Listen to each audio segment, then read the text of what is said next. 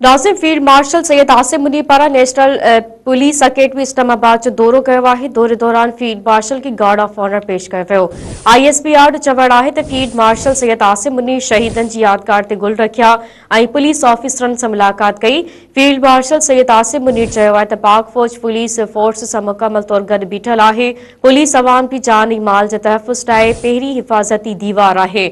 Army chief Syed Asim Munir वधीक चयो आहे त दहशतगर्दी खिलाफ़ पुलिस जो किरदार ख़राज तहसीन जोॻो आहे। पुलिस जे शहीदनि जी क़ुर्बानीनि खे क़ौम कॾहिं बि विसारे न थी सघे।